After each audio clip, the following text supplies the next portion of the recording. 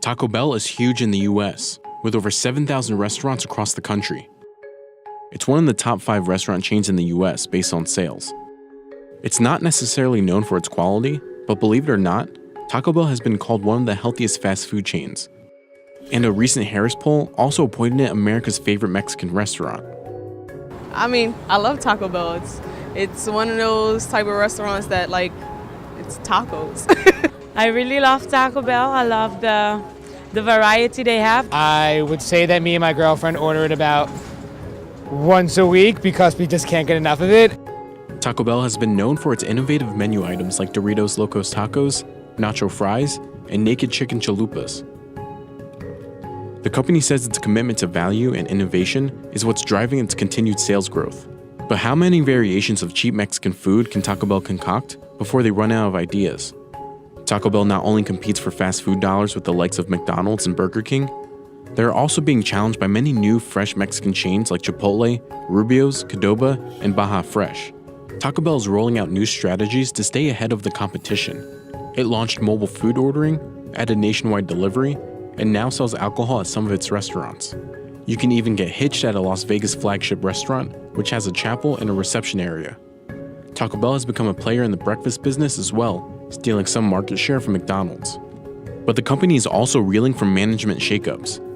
Much of Taco Bell's recent innovations was initiated under the watch of CEO Brian Niccol.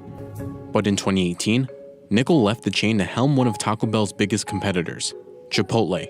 At Taco Bell, he was really kind of the rock star, and Chipotle, they got a really great CEO in poaching him from Taco Bell. And now Taco Bell must continue to innovate without Niccol to make sure they don't fall behind the competition.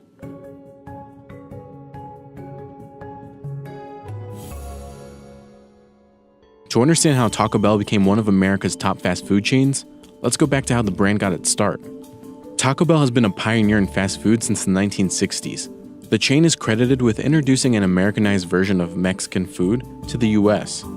The Bell in Taco Bell is named after this man, Glenn William Bell Jr. Glenn Bell was already a fast food veteran by the time he opened the first Taco Bell. Glenn started with a self-service hamburger stand in 1948 in San Bernardino, California. It was just a few miles away from the spot where Dick and Mac McDonald were making fast food history with their burger joint. Glenn introduced tacos at his stand in 1951 and claims to have invented ready-made crunchy taco shells, which made it possible to prepare tacos as fast as McDonald's was making burgers. For the fast food industry at that time, speed was of essence. So for Glenn Bell to really develop a way to serve the food at a faster rate was really big for his business and was a big piece of his success. Then in March of 1962, Glenn Bell opened the first Taco Bell in Downey, California, just outside downtown Los Angeles. Early menu boards explained to curious Americans the proper way to pronounce such exotic offerings like tacos and burritos. By 1967, there were a total of 100 Taco Bells. In 1970, with more than 300 locations, Taco Bell became a publicly traded company.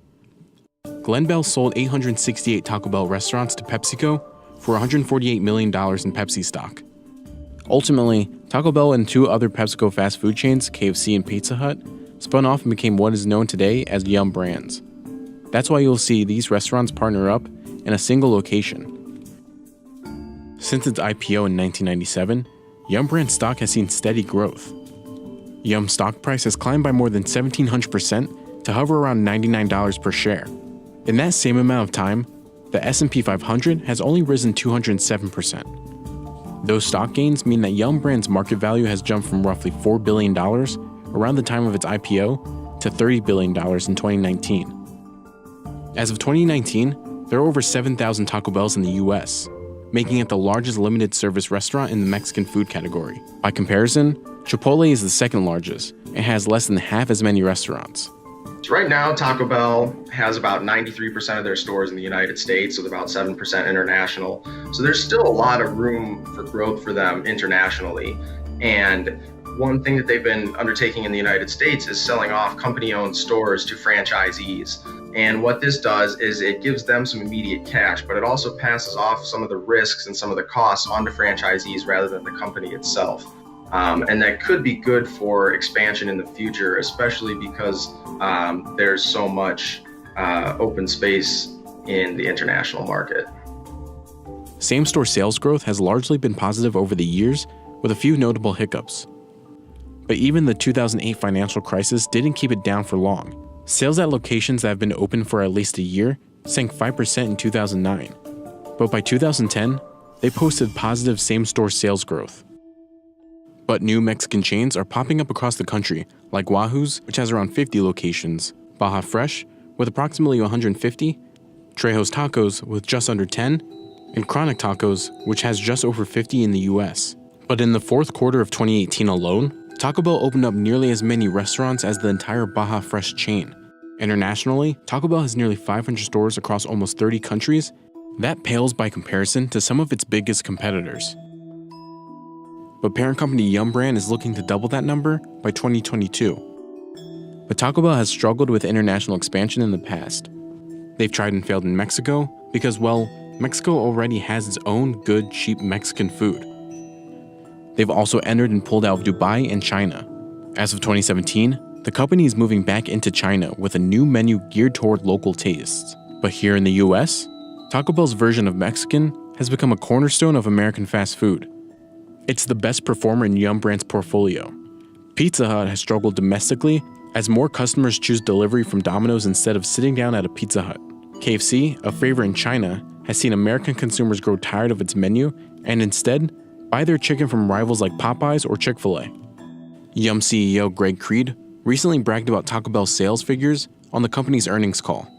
Now on to Taco Bell, where 2018 marked our 7th consecutive year of positive same-store sales growth, once again outpacing the industry, a remarkable feat. 93% of Taco Bells in the US are franchise, meaning they are owned and operated by franchisees. Taco Bell Corporation helps these franchisees in many ways, including marketing and product development. Chipotle, by comparison, does not franchise any of its 2,500 locations, which gives management more control over how the restaurants are run. That control makes it easier for Chipotle to experiment, like what it's doing with drive-thru dining for the first time. Chipotle's version, called Chipotle Lanes, is app-based, as opposed to traditional drive-thru experiences where you have to talk into a microphone on a menu board. This seems like a direct shot at Taco Bell's very successful drive-thru business. Chipotle's new boss knows that approximately 70% of Taco Bell sales happen at the drive-thru, and some Taco Bells may start looking like Chipotle's. The company has opened a new style of Taco Bell in urban areas called Inline, which features open kitchens, unique art on the walls, and a hipper design. A similar version of the inline concept, called Taco Bell Cantinas, serves alcohol. They've been popping up in cities like Chicago, New York, and Newport Beach, California. So we are inside right now of a Taco Bell Cantina, which is our latest model of our expansion and growth plan. And over the past 2 years, we've really developed close to about 50 of these restaurants that are Cantina and urban inline. So typically when you think of Taco Bells, you think of suburban and rural areas with drive-thrus. These are very different. These are in downtowns, walkable space, no drive-thrus. We want to make sure that they feel like they're a part of the community that they're in, so people can come in and feel like they have a unique experience. Most fast food chains have an innovation lab where they come up with new menu items, but Taco Bell has a very Willy Wonka-like quality to it. The company's creations include wild mashups with Doritos Locos Tacos, and they've created new Mexican foods that were invented north of the border, like quesalupas. And certainly when they have, sort of outside the box menu items, like say the waffle taco or the nacho fries, that's an attempt at grabbing the attention of younger customers who are like, hey, that's different, that's interesting, I've never had that before, let's go try that. Taco Bell likes to stress the value they offer to consumers. They battle with other fast food giants in what QSR magazine calls the value wars. And price is one area where Chipotle can't compete with Taco Bell. Its Dollar Cravings menu offers everything from burritos to cinnamon twists. At Chipotle, even a side order of tortilla chips is more than $1. But with Taco Bell prices so low, it could be a concern going forward, as many states are increasing the minimum wage in 2019. Taco Bell may need to offset the labor cost increase by pushing bigger ticket items like the $5 meal boxes. And when low prices and value are your bread and butter, you don't want to push those costs onto consumers. That's why companies like Taco Bell have been looking for efficiencies in operations and using new technology to address wage increases. Another major and ongoing concern for Taco Bell and its competitors: food safety and quality. Chipotle is still reeling from an E. coli outbreak in 2015, which sent the stock tumbling. It hadn't recovered until the company poached Taco Bell CEO Brian Niccol in 2018. Since then, the stock price has nearly doubled. They tried to start some national advertising campaigns to get their brand recognition back out there. They went through a lot of product giveaways and promotions and spent millions of dollars trying to regain the customer loyalty that they had lost. Taco Bell dealt with similar problems in 2006, which affected sales for almost a year. Sales at Taco Bell locations that have been open for at least a year declined by 5% in 2007, especially in the Northeast, where these problems started. Taco Bell didn't release the same store sales in 2006, but when they did in 2007, they were down 5%. Then in 2011, an Alabama law firm filed a class action lawsuit against Taco Bell, alleging the beef on their menu wasn't actually beef. Same-store sales again declined by dropping 2% that year, just as the company was recovering from the financial crisis. But Taco Bell's cheeky response helps explain how they managed to navigate PR nightmares. They took out a full-page ad in the newspapers to say thank you for suing us. The ad also explained what's actually in their beef. According to the ad, the meat is 88% beef and 12% secret recipe, which Taco Bell claims keeps it from being boring. It's with that voice that Taco Bell engages with its customers in unique ways. Taco Bell's TV commercial taglines have become popular catchphrases, like run for the border, yo quiero Taco Bell, and drop the chalupa. You're looking at Taco Bell with 7,000 restaurants, almost $11 billion in sales, generating about $460 million for the advertising budget that they can spend annually. That is 3 times the size of what Chipotle spends. So they have a lot of marketing and advertising muscle at Taco Bell to continue to drive home their message. And Taco Bell is able to be in every medium from TV to radio. Chipotle has to do a little bit more picking and choosing. Customer engagement across digital is an important growth driver for Taco Bell, according to the Yum! Brand CEO. The company added a senior leadership role who will focus on digital and technology strategy. Taco Bell has even offered mobile ordering and payment on its app since 2014. They added a customer loyalty program to the app in 2015. But the competition is catching on. Several Mexican chains also started app-based rewards programs like Adobo and Moe's. In 2018, Chipotle also started testing a loyalty program which they expanded nationwide in March of 2019. Its digital sales grew almost 66% in the fourth quarter of 2018. Those sales account for 12.9% of its sales. Another growth driver for Taco Bell is delivery. In 2018, Taco Bell made a $200 million investment in the digital food ordering and delivery platform, Grubhub. According to the company, Taco Bell spent nearly a year integrating its systems to create a seamless ordering and delivery experience. In February of 2019, Taco Bell rolled out nationwide delivery through the Grubhub partnership. But despite its popularity, Taco Bell is facing struggles in its C-suite. Some of that is due to the departure of the former CEO Brian Niccol. Now that Niccol has gone, some wonder if the company's momentum can continue. Once Niccol defected, he relocated Chipotle's Denver, Colorado headquarters to Newport Beach, California, right in Taco Bell's backyard. Some say it made it easier for Niccol to poach Taco Bell's top talent, a process that looks already to be underway. Taco Bell executives Chris Brandt and Tracy Lieberman have both left Taco Bell and joined Chipotle since Niccol's departure.